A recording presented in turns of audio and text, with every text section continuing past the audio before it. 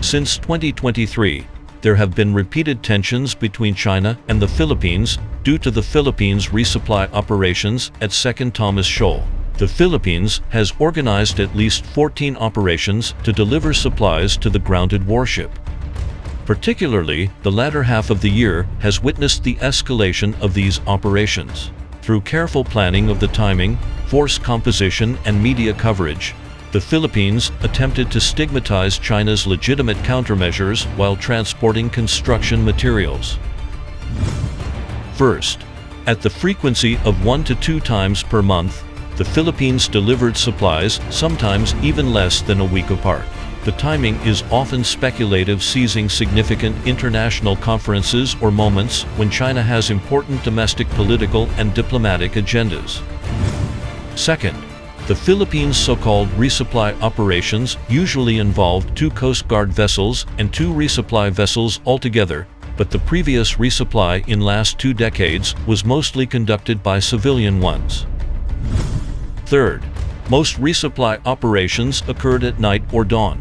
Taking advantage of the darkness, the vessels departed from ports on Palawan Island, Oyster Bay, Buliluyan Port, Puerto Princesa to approach Second Thomas Shoal from the direction of Sabina Shoal. Fourth, there were lots of journalists invited to each resupply operation. These journalists captured close-up photos and videos of Chinese and Philippine vessels, edited and pieced them together to hype up China's obstruction of the resupply and portray the Philippine side as victims. Besides, the Philippines even accused that China attacked Philippine crew members using long-range acoustic devices and military-grade laser weapons. Fifth, although claiming these operations as humanitarian resupply, the Philippines often transports construction materials. Moreover, Philippine senior military officials also frequently got on the grounded ship under cover of the resupply vessels.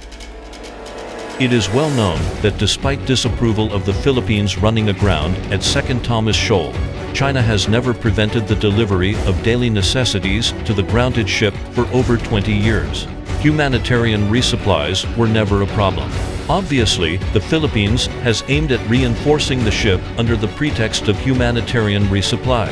Recently, Colonel Medal Aguilar, the spokesperson for the Armed Forces of the Philippines, even stated that the government is considering constructing a permanent civilian architecture at Second Thomas Shoal.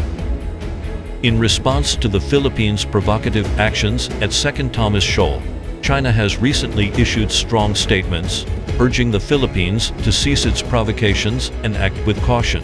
If the Philippines misjudges the situation, acts obstinately, and continues to cause disturbances, China will resolutely respond to any infringement and provocation, steadfastly safeguarding its territorial sovereignty and maritime rights.